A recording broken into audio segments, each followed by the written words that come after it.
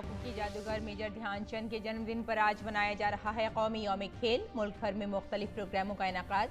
Major Dhyanchand ने 1928, 1932 और 1936 में भारत को ओलंपिक में दिलाई तमगे।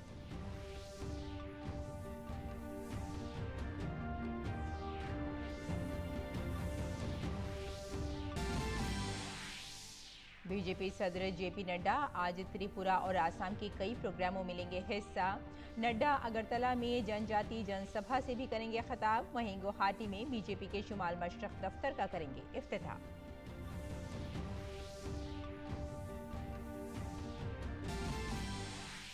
पाकिस्तान में सैलाब से मची तबाही, मरने वालों की तादाद 1000 के पार। सरकार ने बचाव और राहत कामों के लिए फौजियों को किया तैनात।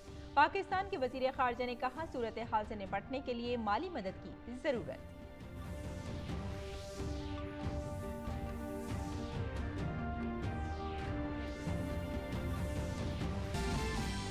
यूक्रेन में रूस के हमले जारी। जापोरिजिया में जौहरी तवानाई प्लांट के नजदीक हुई गोलाबारी। रूसी फौज ने निप्रो इलाके में ईंधन भरने वाली सहूलियात को भी किया तबाह। डोनेट्स्क के अलग अलग इलाकों में भी रूसी फौज का जारी रुख।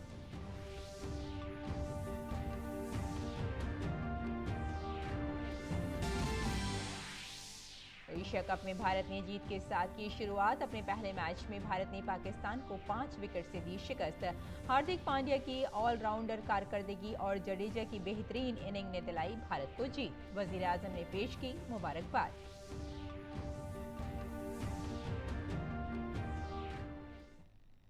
आदाब नाज़रीन, खबरनामे में आपका इस्तकबाल है। मैं हूं आपके साथ रेशमा फारूकी। आइए तफसील से अब खबरों पर नजर डाल लेते हैं। हॉकी का नाम सुनते ही जहन में मेजर ध्यानचंद की तस्वीर उभर आती है। फुटबॉल में पहले और क्रिकेट में ब्रैडमैन का जो मुकाम है, हॉकी में वही मुकाम मेजर ध्यानचंद का है। हॉकी का जादूगर कहे जाने वाले मेजर ध्यानचंद ने 1928, 1932 और 1936 में लगातार ओलंपिक्स में भारत को गोल्ड मेडल दिलाए।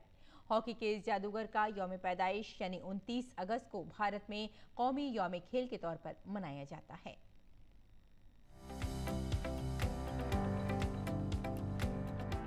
हॉकी के जादूगर ध्यानचंद को फुटबॉल में पेले और क्रिकेट में ब्रैडमैन के बराबर समझा जाता है।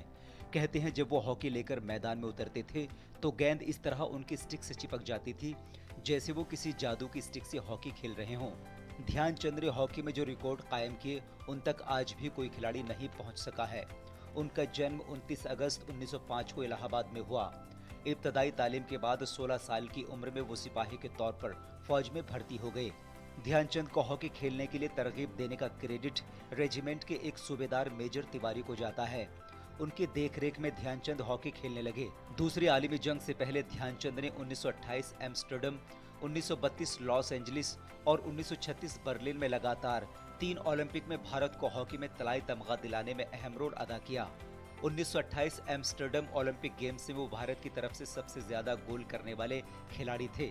उन खेलों में ध्यानचंद ने 16 गोल किए।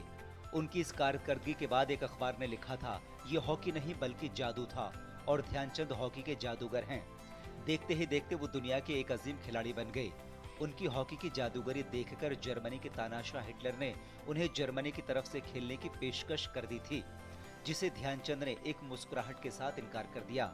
मेजर ध्यानचंद ने साल 1948 में अपना आखिरी मैच खेला और अपने बैनुल-अक़वामी करियर में 400 से ज्यादा गोल भी किए, जो कि एक रिकॉर्ड है। 1956 में उन्हें पद्म भूषण से सरफराज किया गया। उनके जन्मदिन को भारत का कौमी यौम खेल करार दिया गया। इसी दिन खेल में मुमताज कारकर्दगी के लिए कौमी अवार्ड खेल रत्न, अर्जुन और द्रोणाचार्य अवार्ड दिए जाते हैं। इंडियन ओलंपिक एसोसिएशन ने ध्यानचंद को सदी का खिलाड़ी करार दिया था।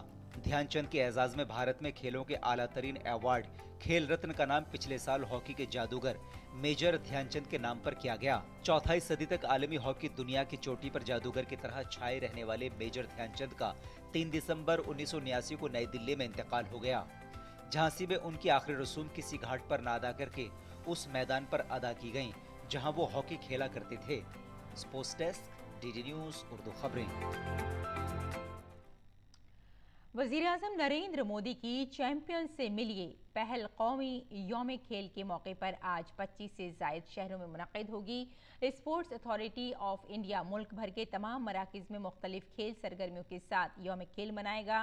स्पोर्ट्स अथॉरिटी ऑफ इंडिया ने कौमी यौम खेल के ख़ास मौके पर और हॉकी के जादूगर मेजर ध्यानचंद को ख़राज अक़ीदत के तौर पर इस पहल को वसी करते हुए इसमें अब इन एथलीटों को भी शामिल किया है जिन्होंने हालिया दौलत मुश्तरका खेलों और आलमी चैंपियनशिप में हिस्सा लिया था। इस मौके पर स्पोर्ट्स अथॉरिटी ऑफ इंडिया ने एक वीडियो भी मुश्तरक किया है।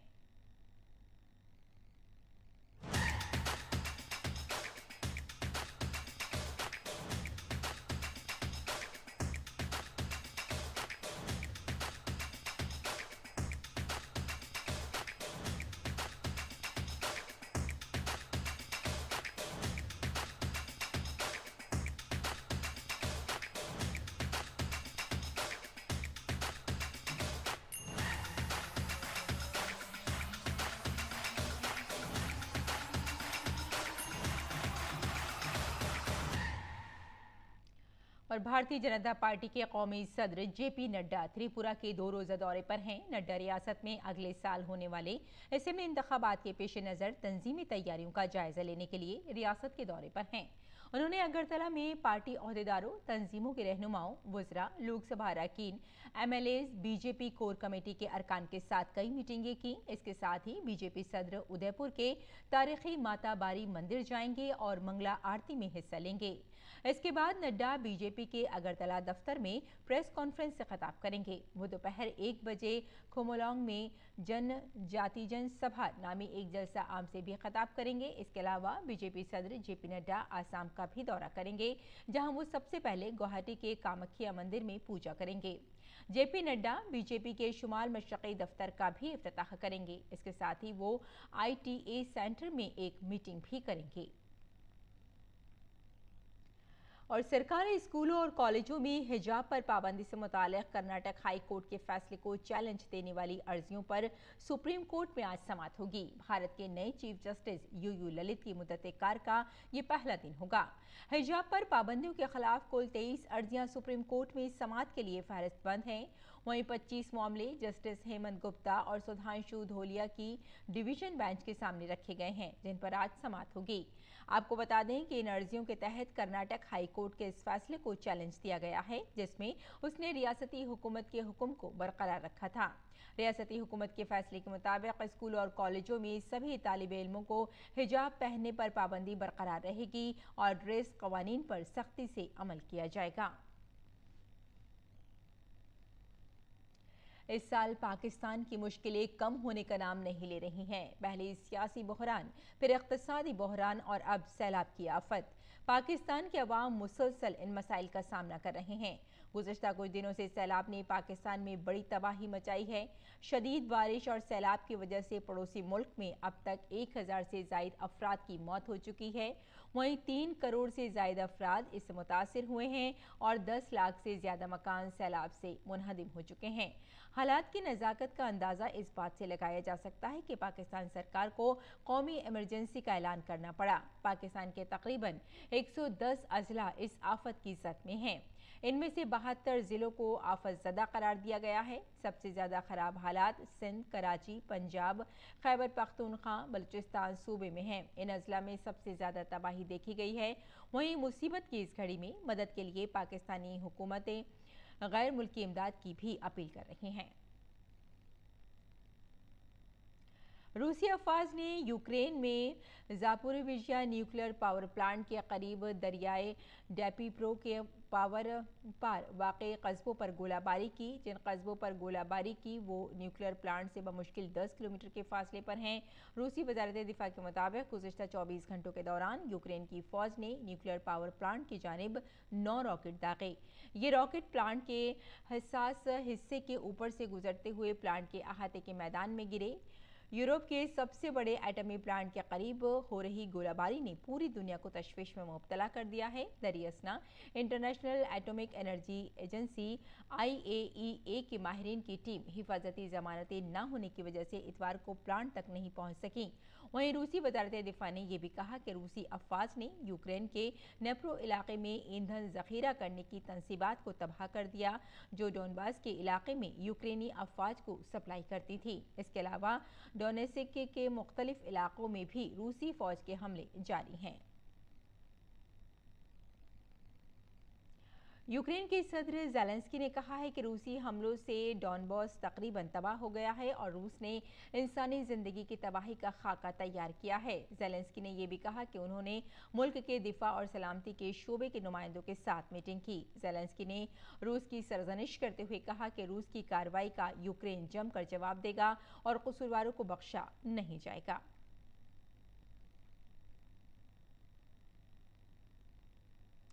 लीबिया में फौज और बागियों गिरोह के दरमियान पुरतशद्दुद तसादुम में 32 अफराद मारे गए और 159 अफराद जख्मी हुए हैं। लीबिया में तकरीबन 2 बरस तक आमतौर पर अमन रहा, लेकिन इतवार को फौज और बागी गिरोह के दरमियान जबरदस्त फायरिंग का तबादला हुआ।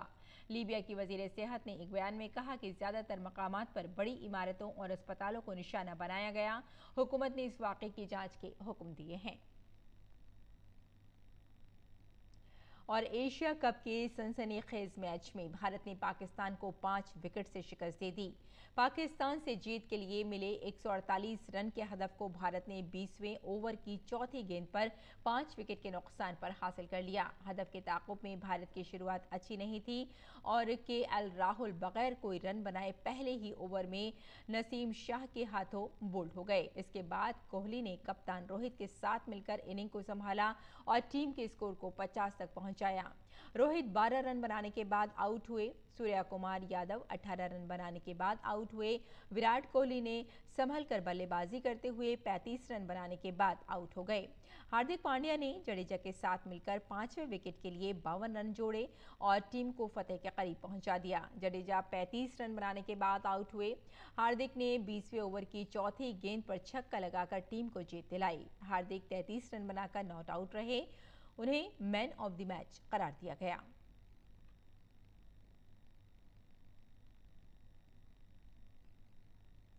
इससे कबल बैटिंग करते हुए पाकिस्तान की पूरी टीम 147 रन पर आउट हो गई।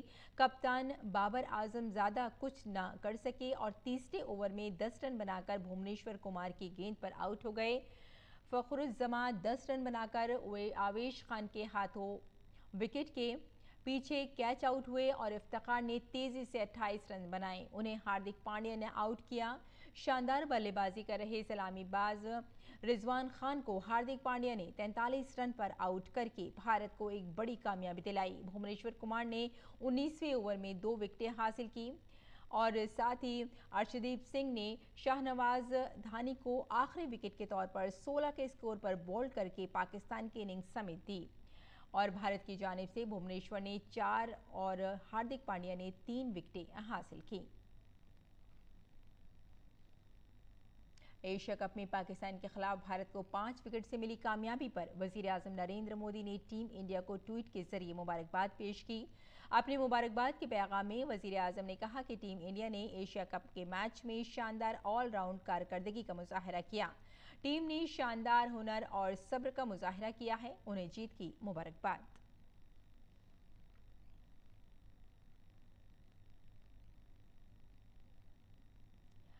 मरकजी वजीर खेल अनुराग सिंह ठाकुर ने भी भारतीय क्रिकेट टीम की पाकिस्तान के खिलाफ जीत पर मुबारकबाद पेश की है।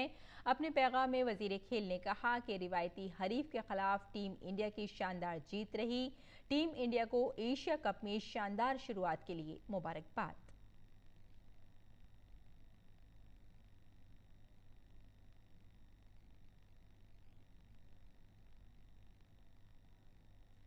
और नाजरीन, अब हम आपको राजस्थान में माउंट आबू लेकर चलते हैं, जो अरावली की पहाड़ी, खूबसूरत झीलों, आबशारों और घने सहराओं के दरमियान सरसब्ज व शादाब जंगलात के सयाहों को रूबरू कराता है।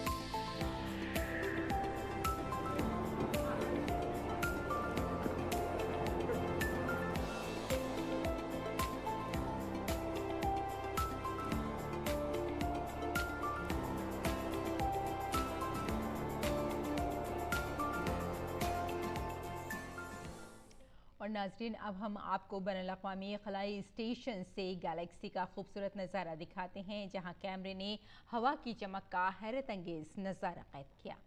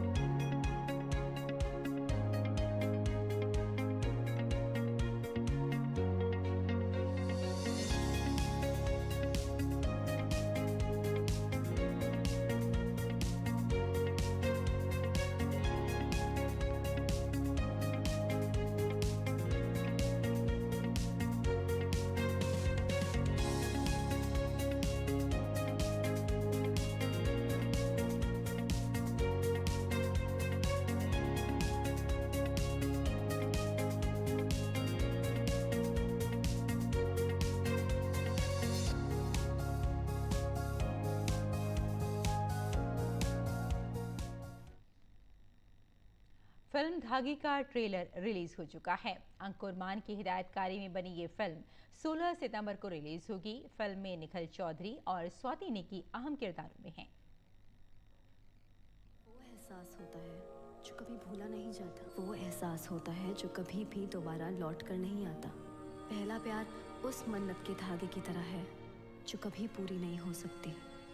जब दो लोग प्यार करते हैं ना, वो एक होने की बात करते हैं, बीच रास्ते में छोड़कर नहीं जाते। भैया, आप फोटो देख के उंगली का साइज बता पाएंगे? थैंक यू सोबन, कितनी खूबसूरत जगह है। यहाँ तो बस जाने का मन करता है।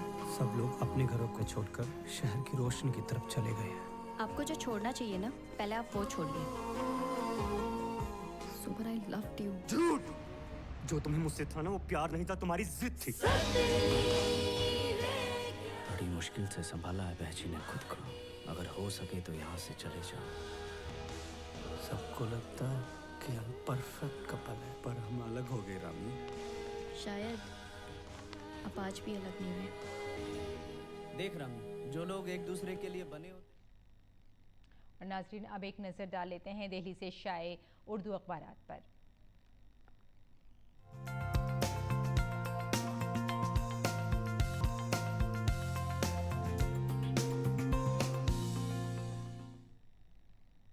तो अखबारात के जायजे में सबसे पहले बात कर लेते हैं रोज़नामा हमारा समाज की। हमारे समाज की और दीगर अखबारात की अगर बात करें तो वज़ीर आज़म नरेंद्र मोदी का जो गुजरात दौरा रहा है उस पर सभी की निगाहें थीं और वज़ीर आज़म नरेंद्र मोदी ने वहाँ कई तरक्याती मंसूबों का संग बुनियाद रखा था।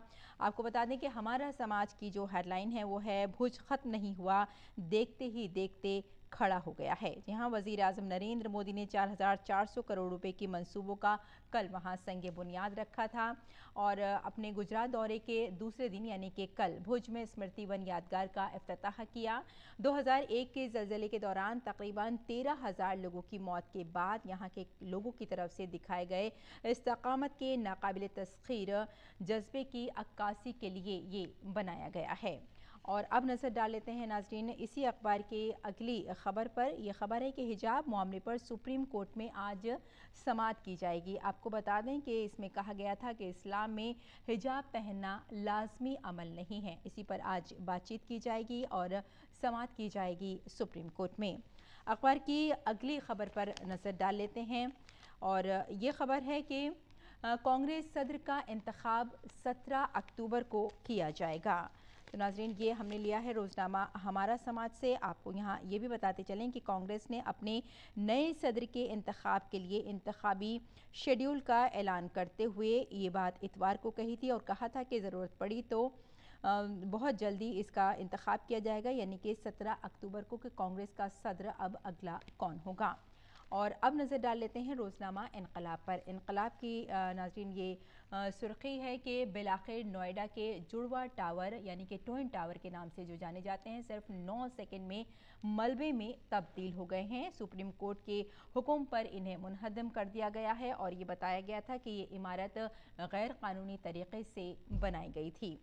और अब नज़र डाल लेते हैं नाज़रीन रोज़नामा राष्ट्रीय सहारा की सुर्खी पर। आपको बता दें कि राष्ट्रीय सहारा की सुर्खी है कि रिवायती हरीफ पाकिस्तान पर टीम इंडिया की दिलचस्प जीत। और ये खबर हमने ली है रोज़नामा हिंदुस्तान एक्सप्रेस से। और ये खबर है कि अगली खबर पर नज़र डाल लेते हैं नाज़रीन के रूस ने शाम से 300S निज़ाम वापस ले लिया है। जी हाँ, आपको यहाँ बताते चलें कि इस्राएली खलाई एटमी कंपनी ने ऐलान किया है कि रूस ने यूक्रेन में जंग की वजह से शाम से जदीद 300S फ़िज़ाई दिफाई निज़ाम को वापस ले लिया है। और नाज़रीन ये था रोज़नामा अखबारात का छोटा सा जायज़ा। और अब नज़र डाल लेते हैं मौसम के मिजाज पर।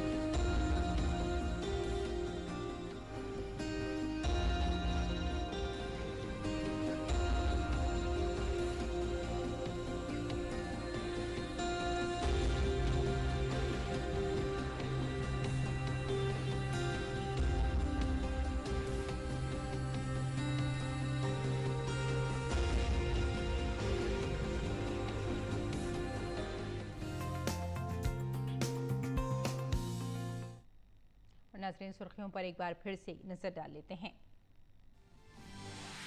हॉकी के जादूगर मेजर ध्यानचंद के जन्मदिन पर आज मनाया जा रहा है कौमी यौम खेल। मुल्क भर में मुख्तलिफ प्रोग्रामों का इनेकाद। मेजर ध्यानचंद ने 1928, 1932 और 1936 में भारत को ओलंपिक में दिलाई तमगे।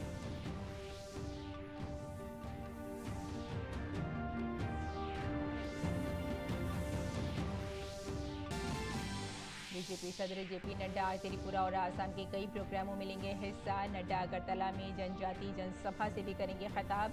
वहीं गुवाहाटी में बीजेपी के शुमाल मशरक दफ्तर का करेंगे इफ्तिताह।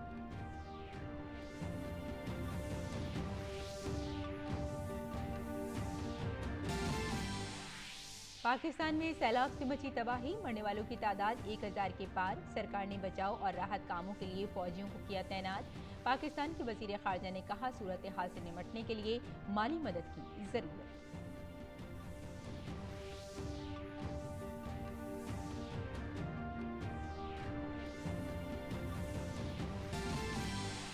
यूक्रेन में रूस के हमले जारी। ज़ापोरिजिया में जोहरी तवानाई प्लांट के नज़दीक हुई गोलाबारी। रूसी फौज ने निप्रो इलाके में ईंधन भरने वाली सहूलियात को भी किया तबाह। डोनेस्क के अलग अलग इलाकों में भी रूसी फौज का जारहाना रुख जारी।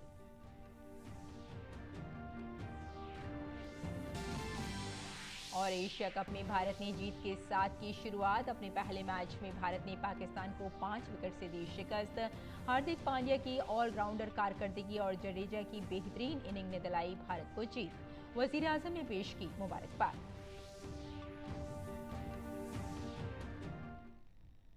तो नाज़रीन आज बुलेटिन में फ़िलहाल इतना ही, लेकिन जाने से पहले आपको छोड़ जाते हैं कोलंबिया के शहर बोगोटा में, जहां अब तक के सबसे बड़े मौसीकी प्रोग्राम का आलमी रिकॉर्ड बना है। इस प्रोग्राम में तकरीबन 16,000 मौसीकारों और गुलकारों ने हिस्सा लिया। आप इसका लुत्फ़ लीजिए और हमें यहीं इजाज़त दीजिए। आदाब।